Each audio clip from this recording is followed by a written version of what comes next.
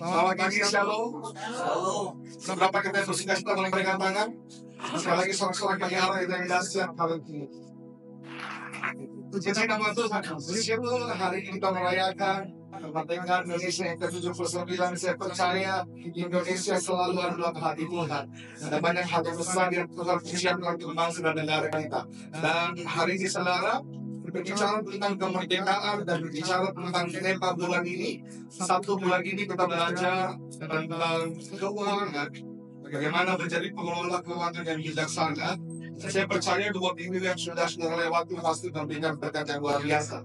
Berkat melalui yang tangan yang luar biasa. Haleluya. Puji nama Tuhan. Sedangkan minggu ini kita berbicara tentang kemerdekaan dan kita masih berbicara tentang keuangan.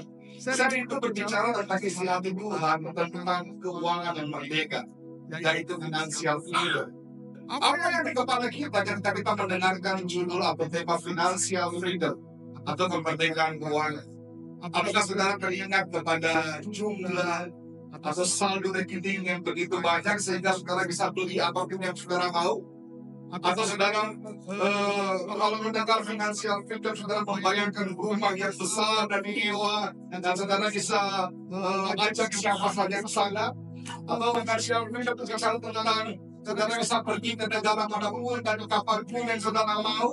Apakah financial freedom atau kemerdekaan keuangan hanya berbicara tentang kelimpahan dalam hidup kita? Saya rasa Alkitab mengajari kita hal-hal yang lebih mendalam, lebih dari itu. Tapi saya mau bagi kepada saudara ada fakta yang luar biasa. Boleh bantu saya next slide-nya.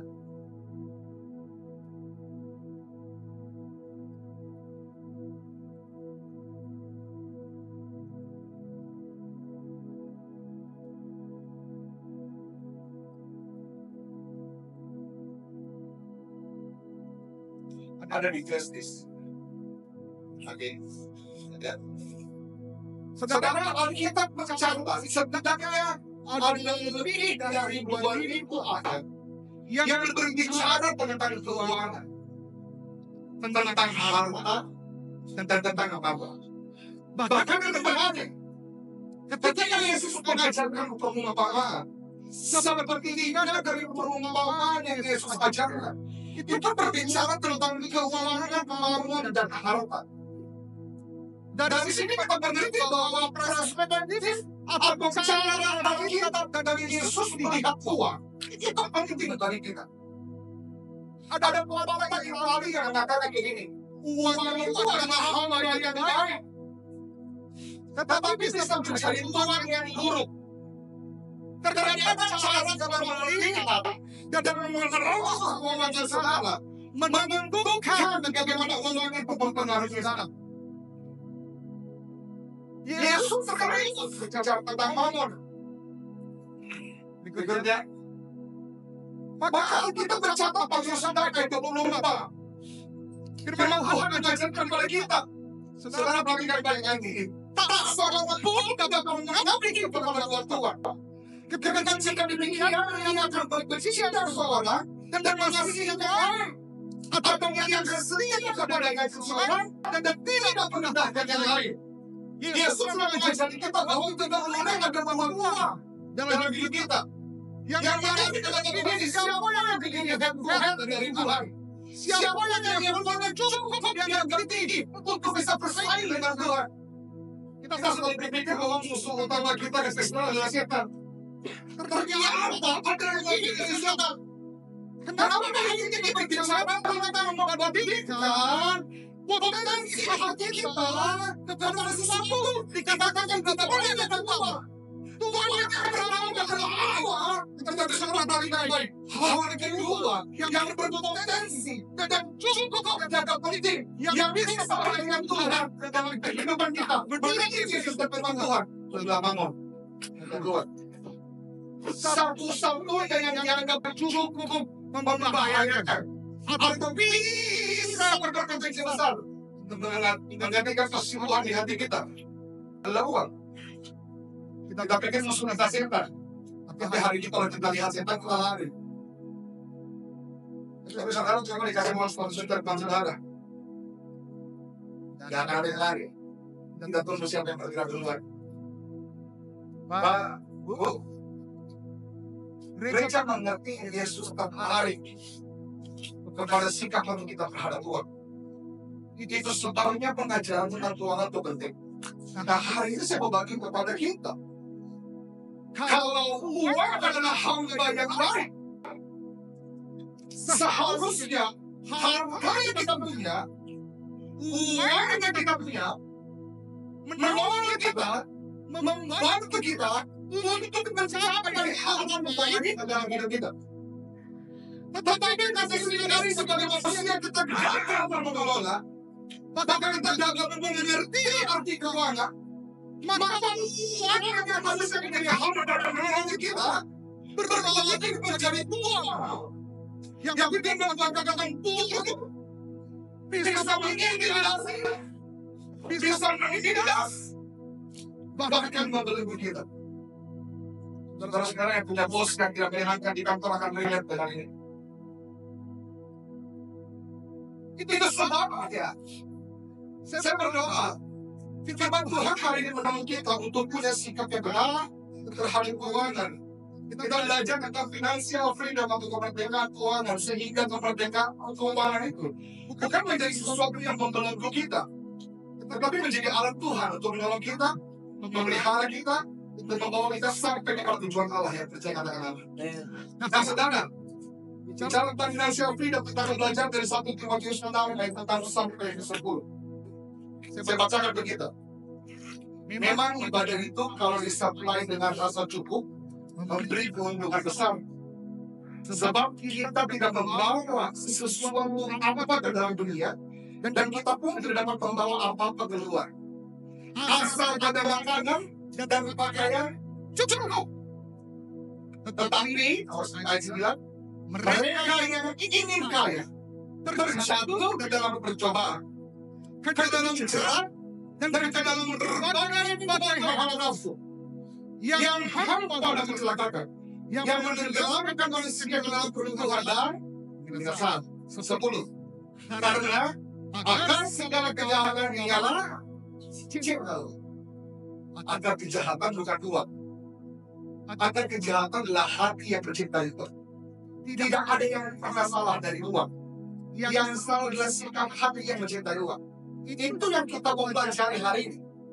Bahwa seringkali ada belenggu yang mengikat kita begitu rupa, ada belenggu yang jajah kita begitu rupa, sehingga kita mengalami kemerdekaan, dan belenggu itu disebut dengan akar cinta kedua.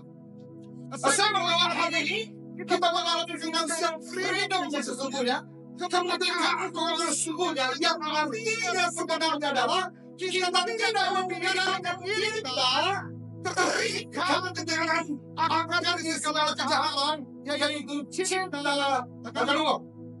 Sebab akan mengurung bangsa ketika orang akan menyimpan dan iman dan menyiksa dirinya dengan berbagai. Dari ayat ini setidaknya nanti yang saya bagi bicara tentang kemerdekaan keuangan. Apa yang kita maksudkan? Kemerdekaan apa yang akan kita rindukan saudara alami dalam keuangan saudara? Yang pertama adalah arti kemerdekaan keuangan sesungguhnya. Firman Tuhan mengajari kita untuk terbebas dari rasa khawatir dan takut. Katakanlah, Pak, Bu, kemerdekaan sesungguhnya bukan soal punya uang yang banyak. Karena rupa-rupanya baik orang yang nggak punya uang dan baik orang yang punya banyak uang juga bisa mengalami kekhawatiran akan keuangan. Kita kan biasa bingung, besok mau makan apa? Ada orang yang bingung, besok mau makan siapa?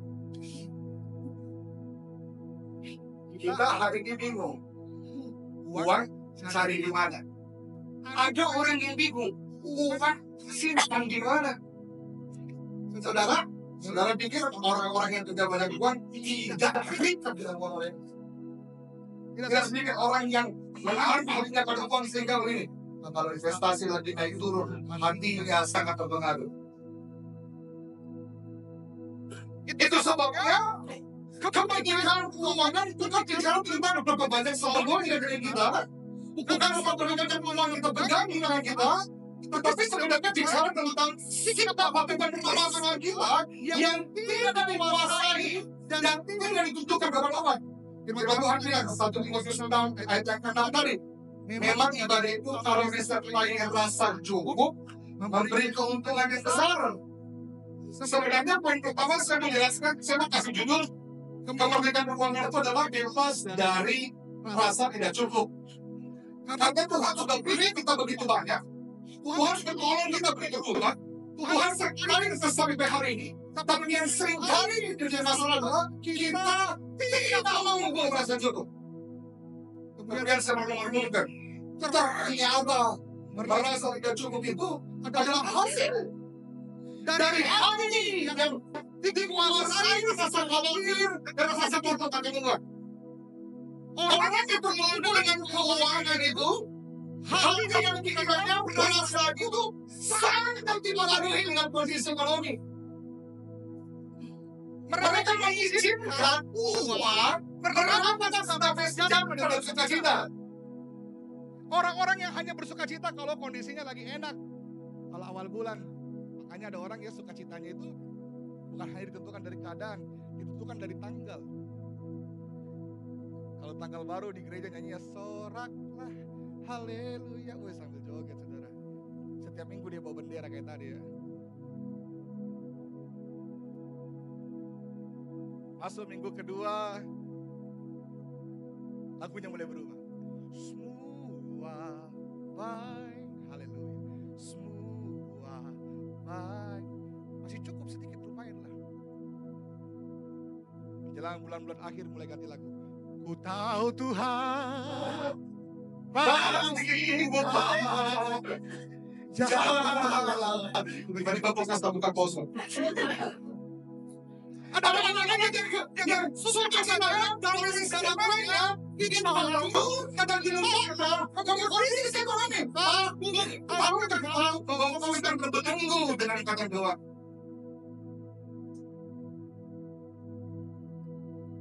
Tidak bisa kita merasa sungguh kata-kata Tuhan, karena kita berkata bahwa rasa cukup itu memberi keuntungan yang besar. Kamu sudah tidak mengajar untuk mencukupkan diri kepada apa yang berpilih, kalau kita harus menguasai rasa khawatir. Manusia sulit merasa cukup. Jadi kita 5 juta, kita berdoa 7 juta. 7 juta berdoa 10 juta. 10 juta berdoa 20 juta. 20 juta berdoa 30 juta. Gak pernah puas. Tuhan kasih sepeda kita minta motor, Tuhan kasih motor kita minta mobil, Tuhan kasih mobil kita minta mobil orang lain. Gak pernah puas. Kenapa? Karena hati kita sangat bergantung kepada keuangan dan kondisi. Ibrani 13 dan 5 mencatat, janganlah hidupmu dikuasai oleh cinta kamu. Boleh kasih tahu kita, jangan cinta kamu.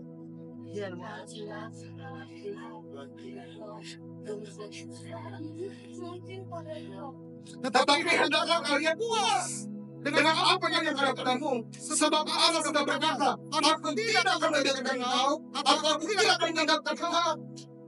Seharusnya tidak ada alasan untuk kita menjadi khawatir dan menjadi cemas atas kondisi ekonomi kita. Kata firman Tuhan sebagai bercatat, Allah berjanji bahwa Dia tidak akan meninggalkan kita dan tidak akan meninggalkan kita. Firman Tuhan meminta kita untuk mencukupkan diri kita dengan harta. Itu artinya Tuhan sudah mencukupkan kamu. Tuhan akan mungkin suruh kita kalau Tuhan tidak aku kata dulu. Amin. Tuhan tidak mungkin suruh kita kalau Tuhan tidak sengaja dulu. Kenapa kita merasa cukup, merasa khawatir, dan merasa cemas bahwa Tuhan tidak sanggup mengenal kehidupan kita? Kenapa kita selalu disuruh ambil makanan setiap hari, hanya untuk sehari? Supaya mereka tahu bahwa itu ada sanggup mencukupkan. Masalahnya kita begini loh, kita merasa Tuhan tidak cukup membangun dari dalam memelihara kita. Rasanya perlu ekstra tambahan tenaga dari kita untuk membuat kita lebih baik. Makanya kita bekerja demikian ruang. Kita banting tulang suami, banting tulang istri, tulang tetangga, semua tulang dibanting. Karena hati kita dipenuhi dengan rasa kekhawatiran, kecemasan atas apa yang terjadi soal makan dan minum kita. Padahal Tuhan sudah mengajari kita untuk mencukupkan ini dengan apa yang Tuhan sudah berikan kepada kita. Tahukah saudara bahwa Allah kita, saya suka sekali terima ini slide.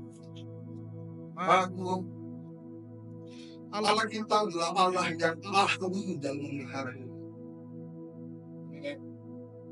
Saya selalu percaya semua yang sudah Tuhan makan tidak akan pernah tertukar. Setiap berkat, setiap bahan makanan yang disediakan Allah bagi bangsa Israel itu tepat untuk setiap kebutuhan. Gak pernah setiap hari bangsa Israel berkelahi karena kekurangan porsi dari Allah. Allah itu adalah pribadi yang ada di dalam kebenaran kita. Dia tidak akan membiarkan kita dalam bentuk kekurangan. Masalahnya adalah seringkali kita merasa tidak cukup, kita khawatir, kita tidak merasa tenang karena kita berusaha untuk mencari hal-hal yang memuaskan kita. Kita gagal mengenai mana yang kebutuhan, mana yang keinginan. Bahwa Bapak kami mengatakan cukupkanlah makanan kami untuk hari ini ya Allah. Tapi rasanya kalau kita nggak siapkan makan untuk besok, berabe hidup kita. Padahal Allah setia. Itu hal yang berjanji. Terus selalu berkata gitu. Ingatkah saudara tentang kisah Yesus memberi makan di banyak orang? Yesus suruh murid-muridnya bilang begini, ini di banyak orang satu hari dengar saya bicara, lapar kasih. Bagaimana cara saya kamu tahu mau berbicara dengan dia makan? Itu kita bilang, bagaimana Tuhan? Tidak salah kok. Ini bukan cuma 5.000 orang. Ini 5.000 orang yang kelaparan. Kalau dia makan nasi padang itu biasanya harus berubah nasinya tuh. Kalau apa nih? Beri makan 5.000 orang aja nih, apalagi beri makan 5.000 orang yang kelapa. Terus waktu Yesus bilang, nggak ada orang kita cuma punya sedikit. Tapi pada saat itu Yesus bilang bahwa yang memberi perintah adalah Allah yang memberi kesediaan. Amin. Allah yang memerintah adalah Allah yang menyediakan. Gak mungkin dia utus kalau dia gak utus.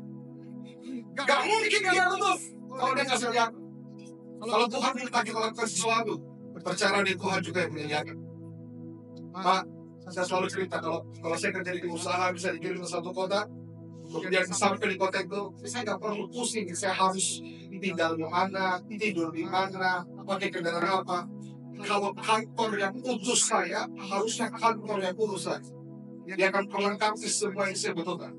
Doanya kalau Tuhan taruh kita dimanapun kita hari ini, selama kau mengerjakan pekerjaan Tuhan, selama kau berusaha menyenangkan hati Tuhan, Dia Allah yang menyediakan lebih dari yang kau harapkan. Saudara tahu, 5.000 orang dari 5 roti 2 ikan, kita tahu ceritanya sama-sama, lebih 12 bakul. Yang menarik adalah apa? Selesai kisah cerita itu, saya mau tanya, berapa rupiah atau berapa sen, berapa uang dari murid-murid Yesus yang mereka keluarkan untuk memberi makan 5.000 orang? Itu artinya rencana Tuhan atas hidup kita, pekerjaan Tuhan atas hidup kita, kehendak Tuhan atas hidup kita tidak bergantung dengan besarnya, banyaknya jumlah uang di tangan kita. Apapun kondisi ekonomi kita hari ini, Dia Allah yang setia, Dia Allah yang adil. Dia akan mengerjakan yang terbaik, membawa kehidupan kita sampai kepada rencana Tuhan. Boleh kasih tepuk tangan buat Allah kita. Saya pelajari kenapa kita gak perlu khawatir, kenapa kita gak perlu takut, karena Dia Allah yang menyediakan. Tetapi yang kedua, masih dari poin yang pertama, Ulangan 8 ayat 18 bilang begini. Tetapi haruslah kau ingat kepada Tuhan Allahmu, sebab Dialah yang memberikan kepadamu kekuatan untuk memperoleh kekayaan. Kenapa kita gak perlu khawatir? Kenapa kita gak perlu cemas? Satu, Allah menyediakan bagi kita. Tapi yang kedua, ini yang penting Pak. Tuhan juga memberikan kita kekuatan untuk memperoleh kekayaan. Itu artinya ada potensi yang Tuhan berikan kepada kita untuk mencukupkan diri kita. Kalau hari ini kita kurang, dua kemungkinan. Kita kurang percaya kepada Allah atau kita tidak bertanggung jawab untuk mencukupkan diri kita dengan potensi yang Tuhan berikan. Makanya Alkitab bilang tuh, Paulus tegur, orang yang tidak bekerja dilarang makan. Firman Tuhan bilang, bekerjalah supaya kau bisa makan dari makananmu sendiri. Berkat Tuhan tidak selalu dalam bentuk uang. Berkat Tuhan juga dalam bentuk kekuatan untuk mengumpulkan uang. Kita harusnya gak perlu khawatir, gak perlu takut. Karena yang pertama Tuhan menyediakan setiap yang kita perlukan. Tapi bukan hanya itu, Tuhan memberikan kita potensi. Firman Tuhan katakan, untuk memperoleh kekayaan. Waktu Adam dan Hawa diciptakan, mereka diberikan perintah untuk beranak cucu. Kata beranak cucu dalam terjemahan asli itu bicara tentang nih, fruitful, berbuah atau menghasilkan. Maka rancangan Allah buat setiap kita pada dasarnya adalah kita diminta untuk berproduksi, menghasilkan sesuatu. Amin. Makanya minggu lalu kita belajar, setiap kita diberikan talenta dari Tuhan. Ada potensi, ada karunia, ada kemampuan, ada keahlian, ada kreativitas yang Tuhan percayakan kepada kita. Dan itu yang Tuhan bisa pakai untuk memenuhi setiap kebutuhan kita, mencukupkan kita. Amin. Kadang-kala kita hanya terus meminta kepada Tuhan, Tuhan menjawab kita dengan cara yang kita mau. Tapi kita nggak mau mengerjakan apa yang Tuhan sudah percayakan pada kita. Satu kali saya tinggal di Jakarta di apartemen saudara. Waktu dulu kuliah sama Michelle, kami tinggal di lantai 25. Saya pulang pelayanan jam 12 malam. Saya kalau mau ke kamar harus lewat lift. Jadi saya jam 12 malam sampai di lobi, saya tunggu di depan lift, ada ibu-ibu. Saya sapa ibu-ibunya. Malam Bu. Ibunya sapa balik. Malam Pak. Udah lama, saya sapa lagi. Ibu. Ibunya sapa balik. Pak. Bu. Pak. Begitu terus. Lama kita menunggu, kenapa kayak lama sekali lift, udah buka-buka leh. Saya lihat ibu. Ibu. Bapak. Kalau saya perhatikan, saya lihat lift baik. Baru saya bilang, belum dipencet. Dan sampai kapanpun saya menunggu, selama saya tidak pencet tombolnya, tidak akan pintu terbuka. Setuju? Pak, berkat Tuhan, sudah Tuhan sediakan. Seringkali ada hal yang harus kita lakukan dengan sengaja. Ada potensi yang Tuhan sudah beri, ada talenta yang sudah kita diberikan. Seringkali kita berfokus kepada apa yang kita tidak punya, padahal berkat itu sudah lebih dulu diberikan. Pak Gembala mengajari kita, kenapa orang ulang tahun diberkati di awal? Karena berkat itu selalu di awal, Pak. Tuhan gak akan suruh kita pergi tanpa berkat dulu. Tuhan gak akan suruh kita perang tanpa diperlengkapi dulu. Tuhan gak mungkin suruh kita masuk di kantor kita hari ini tanpa potensi yang Tuhan kasih. Sekalipun tempat kerja kita gak menyenangkan buat kita, menjengkelkan, penuh dengan tekanan, gak mungkin Tuhan taruh di situ tanpa potensi yang Tuhan berikan buat kita. Gak mungkin Tuhan bawa kita pada kondisi ekonomi kita hari ini tanpa peluang, tanpa potensi yang Tuhan sudah sediakan pada kita. Maka hari ini tak harusnya kita menjadi khawatir dan takut. Karena Allah memelihara kita. Yang kedua, karena Tuhan telah memberkati kita dengan kekuatan untuk memperoleh. Yang kedua, arti kemerdekaan sesungguhnya saya pelajari adalah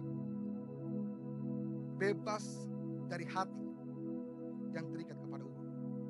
Di ayat 9 dikatakan, tetapi mereka yang ingin kaya jatuh ke dalam pencobaan, ke dalam jerat, dan ke dalam berbagai nafsu yang hampa dan mencelakakan.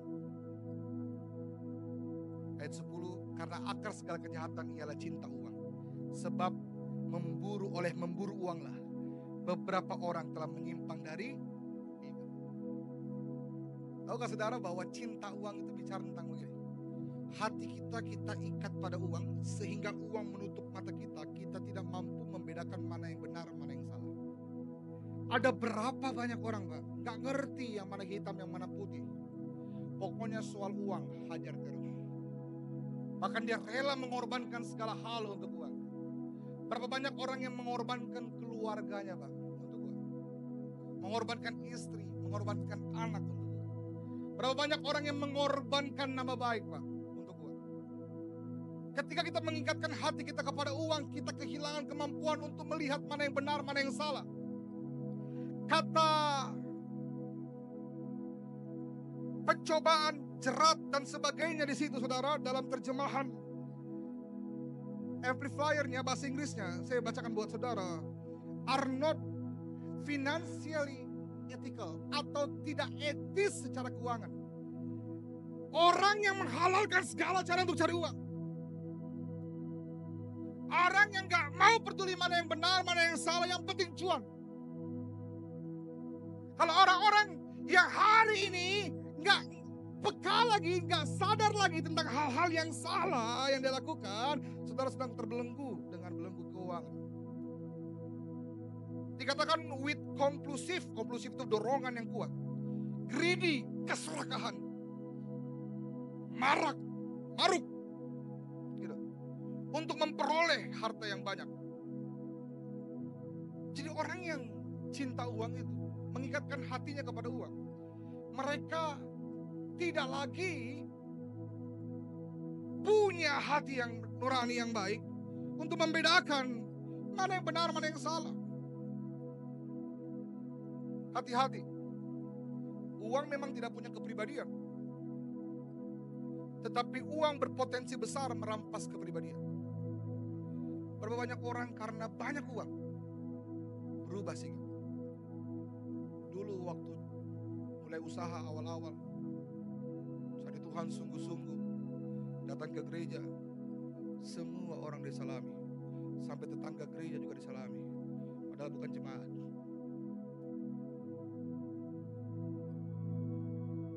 Dulu waktu mulai usaha, karena perlu link, semua orang dihubungi, tanya kabarnya, perhatian.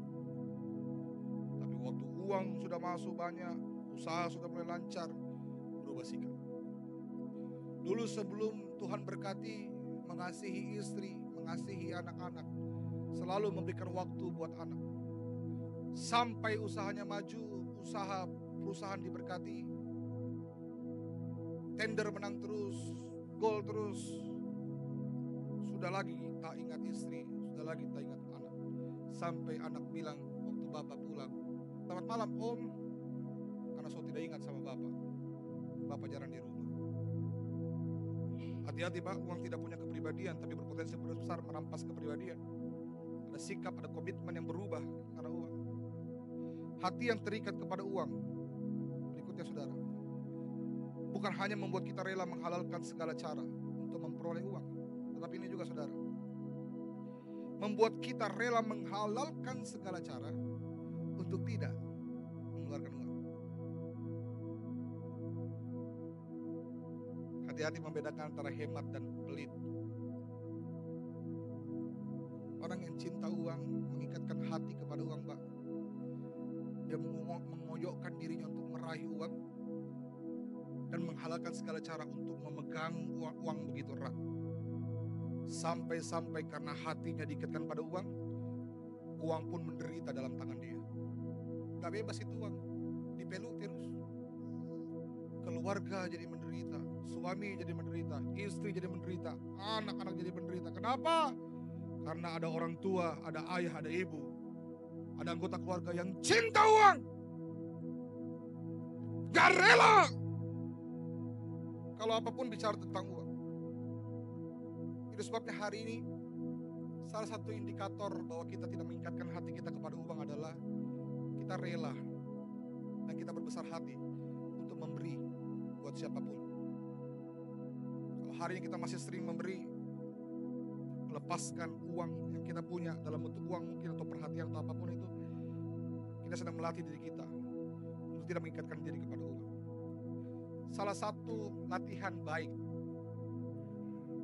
yang firman Tuhan ajarkan kepada kita tentang melatih diri kita untuk tidak terikat pada uang, bagi saya adalah persepuluhan. Pak, persepuluhan itu bukan untuk Tuhan. Tuhan bukan kurang uang untuk minta kita punya persepuluhan. Bahkan kalau Tuhan meminta 100% hidup kita, dia yang punya. Dia sangat berhak. Tuhan tuh tidak pernah buat aturan untuk dia. Tuhan tuh selalu buat aturan dan selalu buat sesuatu untuk kita. Untuk melatih kita. Kenapa Israel disuruh sabat? Bukan karena Tuhan gila hormat untuk dihormati, enggak. Supaya Israel punya waktu untuk istirahat. Perpuluhan itu baik buat kita. Supaya tidak mengikatkan hati kita kepada uang. Anak-anak muda, kalau hari ini gaji kita belum seberapa, kita masih rutin memberikan persepuluhan. 10 tahun ke depan waktu Tuhan berkati kita dengan luar biasa, apakah kau masih memberikan perpuluhan? Atau kau mulai merasa bahwa uang yang kau punya cukup berpengaruh atas pola hidupmu kalau kau memberikan 10% untuk Tuhan? Persepuluhan itu adalah alat yang Tuhan pakai untuk menjaga hati kita sehingga kita tidak mengikatkan diri kepada uang. 100% punya Allah. Tuhan cuma minta 10% saja. Gereja Betel Indonesia menyepakati 10% dikembalikan kepada Tuhan. Dan harusnya memang bukan punya kita semuanya. Nah, kalau kita betul-betul mau jujur kepada Tuhan, maka setiap penghasilan kita, setiap apa yang Tuhan berikan kepada kita, karena semuanya punya Tuhan, mari kita taat belajar untuk melatih diri kita, tidak mengikatkan diri kepada uang. Mengembalikan apa yang menjadi punya Tuhan. Ingatkah saudara tentang janda Safrat? Seorang yang hampir mati karena kemiskinan dan anaknya.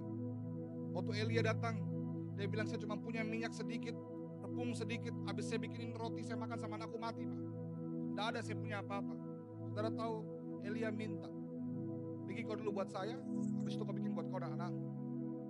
Perempuan janda Safrat ini ditantang untuk memberi di masa-masa yang tidak mungkin untuk memberi. Berpotensi besar semua yang dia punya untuk diberikan. Tetapi Elia berkata ada janji kebenaran firman Allah bahwa pemeliharaan Tuhan nyata dan sempurna. Terjadilah mujizat yang besar. Minyak dan tepung itu tidak habis-habis, Pak. Tahukah bahwa mujizat itu tidak dinyatakan dari apa yang kita terima, tetapi dari apa yang kita beri. Tidak akan ada pernah orang yang miskin karena memberi. Alkitab tak pernah mencatat Tuhan berutang kepada kita. Justru ketika kita memegang uang begitu erat, kita sedang mengikatkan diri kita kepada uang. Itu sebabnya kemerdekaan keuangan yang kedua adalah bagaimana kita melepaskan diri kita dari hati yang terikat dengan uang. Gejalanya apa? Kita tidak menghalalkan segala cara untuk mencari uang, mengumpulkan uang. Kita mengenal mana yang benar, mana yang salah. Kalau hari ini usaha kita, pekerjaan kita, apapun yang sedang saudara kerjakan, saudara masih kerjakan dengan hal-hal yang bertentangan dengan kebenaran, mari sama-sama periksa hati kita. Yang kedua, saudara tidak menghalalkan segala cara untuk tidak mengeluarkan uang atau memeluk uang begitu erat. Firman Tuhan bilang, kita mati pun tak bawa apa-apa. Itu artinya semua milik Tuhan. Kalaupun juga Tuhan berkati kita, harusnya kita bisa pakai itu menjadi kemuliaan Tuhan. Tahukah saudara bahwa kita itu seperti pipa? Pipa yang terhubung dari Allah. Pipa itu, Pak, kalau lancar airnya akan terus mengalir. Tapi kalau pipa itu tersumbat, ya, saudara mengerti ini? Lama-lama pipa itu akan pecah. Itu sebabnya berkat Tuhan yang diberikan kepada kita seharusnya kita terus alirkan. Karena saya percaya semakin kita mengalirkan berkat itu kepada siapapun yang Tuhan percayakan di sekitar kita, mungkin orang tua kita, mungkin saudara kita, mungkin tetangga kita, kita memberi, kita berkorban, kita menyalurkan berkat Tuhan, maka semakin kita lancar mengalirkan, semakin lancar juga berkat Tuhan mengalir pada kita. Amin, saudara. Yang terakhir, yang ketiga, arti kemerdekaan keuangan sesungguhnya. Yang pertama, bebas dari rasa khawatir dan takut akan uang. Yang kedua, bebas dari hati yang terikat kepada uang. Dan yang ketiga, bebas dari ketidakmampuan menikmati berkat Tuhan. Timotius 6 ayat 10 di ayat terakhir tadi dikatakan bahwa sebab oleh memburu uang beberapa orang telah menyimpang dari iman dan menyiksa dirinya dengan berbagai-bagai duka. Dalam terjemahan sederhana Indonesia, kalimatnya sedikit berbeda, katanya begini, pada akhirnya yang mereka dapatkan hanya hati yang pedih dan penderitaan yang berat. Apa yang paling menyedihkan dari orang yang terikat uang dan terbelenggu oleh cinta uang adalah bahwa bahkan mereka sendiri tidak punya kemampuan untuk menikmati semua uang yang mereka kejar. Pengkhotbah 6 ayat 1-2 berkata, ada suatu kemalangan yang telah kulihat di bawah matahari, sangat menekan manusia. Orang yang dikaruniai Allah kekayaan, harta benda, dan kemuliaan, sehingga ia tak kekurangan satu apapun yang diinginkannya. Tetapi orang itu tidak dikaruniai kuasa oleh Allah untuk menikmatinya. Ada orang-orang yang diberkati dengan kekayaan yang luar biasa, harta benda kemuliaan, sehingga tidak kekurangan satu apapun. Tapi firman Tuhan katakan mereka tidak punya kesempatan atau tidak punya keinginan atau punya kuasa untuk menikmati berkat yang Tuhan berikan. Melainkan orang lain yang menikmatinya. Inilah kesia-siaan dan penderitaan yang pahit. Ada orang yang diberkati luar biasa Pak, tapi gak bisa menikmati hidup mereka. Ada berapa banyak orang yang kaya, rumahnya besar, punya kolam renang. Kolam renangnya bagus banget tapi gak pernah berenang. Siapa yang pakai? Pembantunya. Ada orang yang punya TV 490 inch, ada kan? Besar sekali itu, besar sekali. Tapi gak pernah nonton. Siapa yang nonton? Supirnya. Ada orang yang punya uang yang banyak Pak, tapi gak bisa menikmati. Gak pernah liburan. Kenapa? Sibuk bekerja. Terlalu sibuk bekerja. Jangan tukang untuk liburan, keluarga aja belum tentu ada waktu. Mereka tidak punya karunia untuk menikmati. Kasihan sekali, firman Tuhan bilang apa? Inilah kesia-siaan yang sesungguhnya. Padahal berkat itu gak harus banyak uang. Berkat hidup kita begitu melimpah dan selalu punya kesempatan untuk menikmati. Setuju saudara? Itu artinya kalau saudara merdeka keuangan, harusnya saudara bisa menikmati apapun kondisi ekonomi saudara hari ini. Amin. Karena pada prinsipnya adalah saudara diberikan karunia untuk menikmati. Pengkhotbah 5 ayat 18. Setiap orang yang dikarunia Allah kekayaan dan harta benda dan kuasa untuk menikmati. Salah satu jemaat di Kul atau nggak salah di doa malam cerita bilang bahwa tentang mengelola keuangan, mereka belajar untuk mencukupkan diri dengan apa yang mereka punya. Tapi yang menarik buat saya adalah begini, mereka berkata bahwa mereka menikmati cara mereka mengelola keuangan. Bahkan kalau lagi tidak ada, ya liburanlah, liburan yang secukupnya, liburan yang gak perlu mengeluarkan uang, ke kebun misalnya. Saudara, menikmati hidup bukan bicara tentang berapa banyak uang yang kita punya. Menikmati hidup bicara tentang berapa banyak kita sadari berkat Tuhan. Saudara pernah tahu lagu berkat Tuhan mari hidup. Nah, gimana? Kan takjub kasihnya, berkat Tuhan mari itulah kau disayangkan oleh Kasih. Sekali lagi ya. Berkat Tuhan mari hidup. Sudah berapa banyak Tuhan memberkati kita. Haleluya. Berkat Tuhan mari hitunglah kau niscaya kagum oleh kasih. Kemerdekaan keuangan bukan bicara tentang mengumpulkan uang yang banyak, tetapi punya karunia dan kemampuan untuk menikmati berkat Tuhan. Saudara pikir karena banyak uang otomatis kita menjadi bahagia? Amsal 21 ayat 9 mengatakan bahwa tinggal di sudut loteng lebih menyenangkan dari tinggal serumah dengan istri yang suka bertengkar, yang ketawa tersinggung, yang diam-diam pelaku utama. Kalau dia bilang tinggal di sudut loteng lebih menyenangkan, artinya begini, rumahnya punya loteng Pak, lumayan juga pasti harganya. Setuju? Kita punya rumah satu lantai aja berjuangnya tengah mati, ini punya loteng, berarti pasti ekonominya lumayan lah. Tapi sekalipun punya rumah yang loteng Pak, rumah yang besar, kalau di rumah bertemu dengan gak menjamin.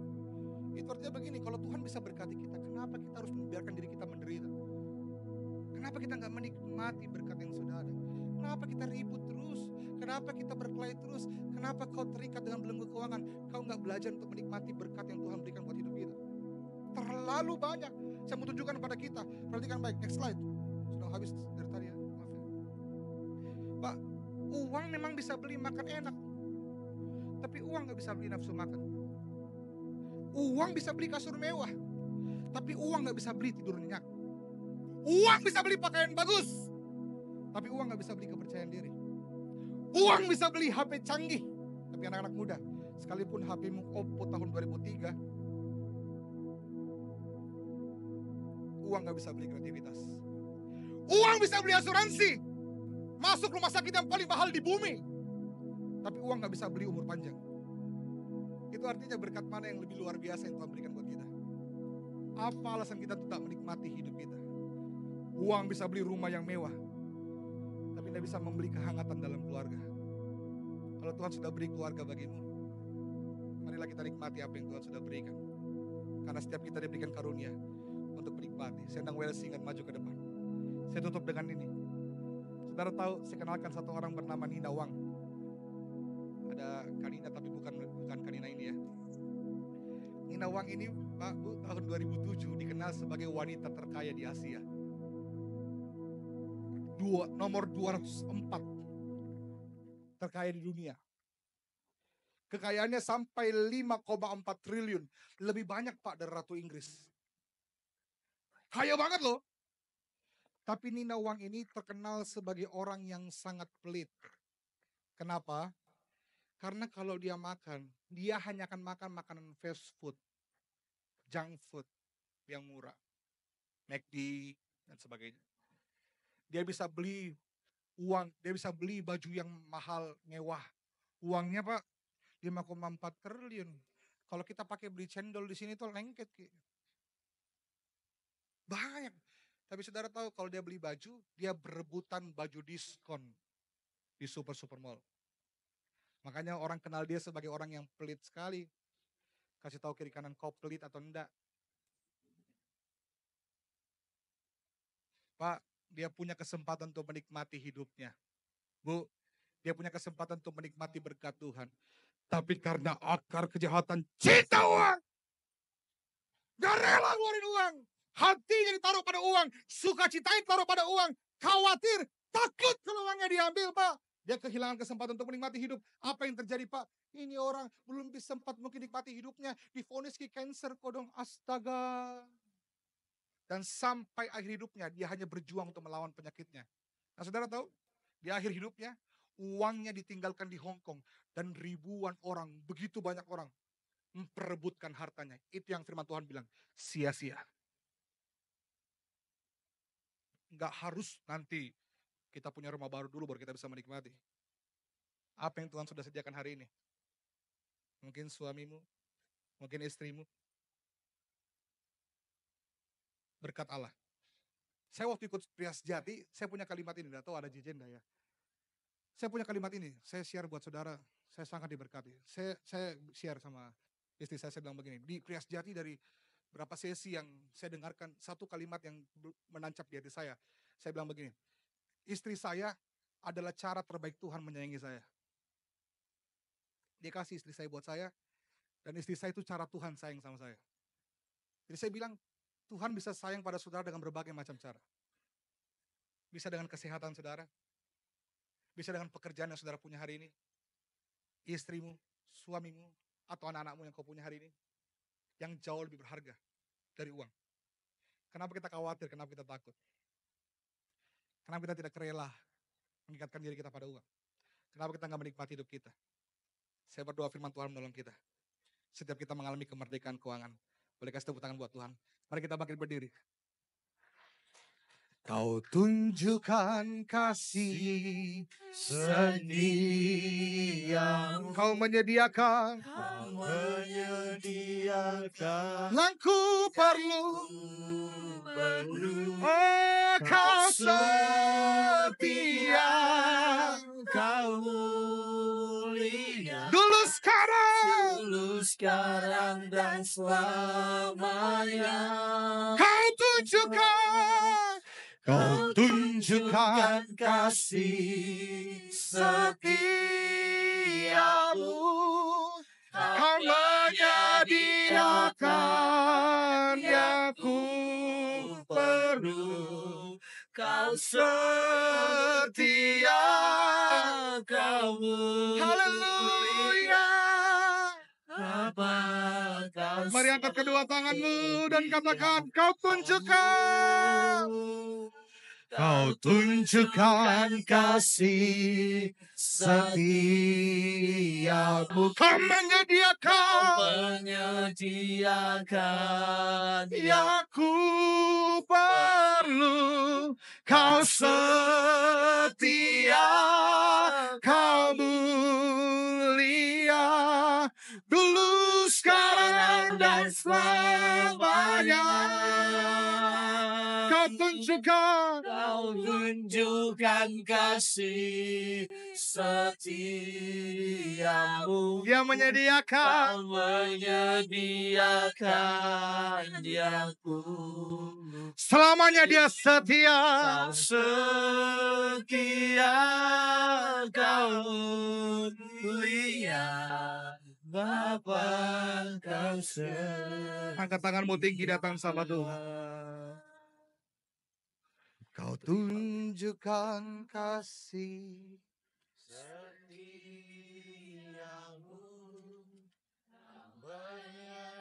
menyediakan yang ku perlu. Kau setia, kau mulia. sekarang. Dan selamanya. Kau tunjukkan kasih setiamu. Tunjukkan kasih setiamu. Kau menyediakan Tuhan. Menyediakan yang-Mu.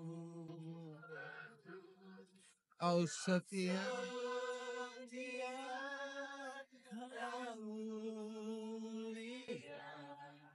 Bapa kau setia.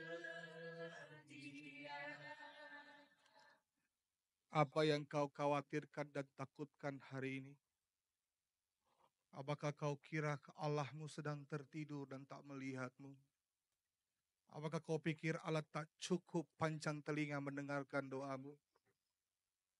Sehingga kau begitu ragu dan khawatir akan penyertaannya. Dia Allah yang ahli memelihara kita. Dia cukupkan segala yang kau perlukan.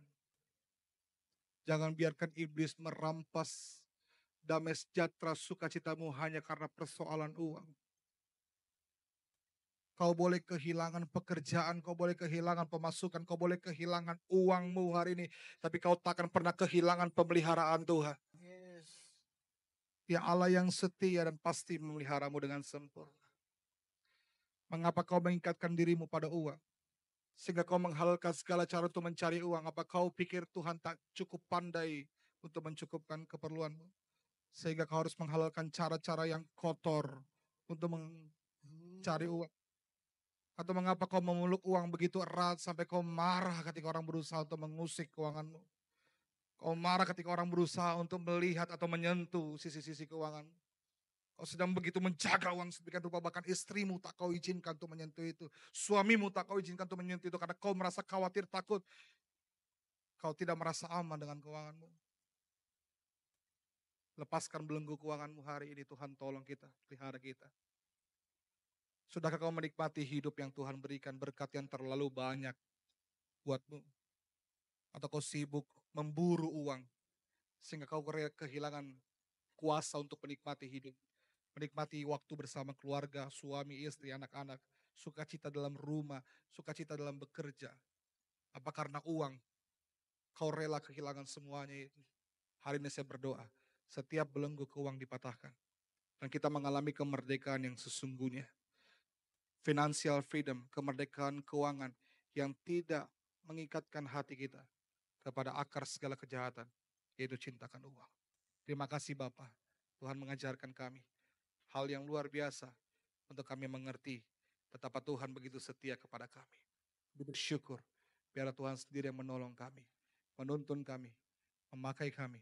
Semakin hari, semakin mengasihi Tuhan, semakin cintakan Tuhan. Nama Tuhan dipuji dan nama Tuhan dipermuliakan. Terima kasih Bapa yang baik. Kami terima segala berkat firman Tuhan hari ini.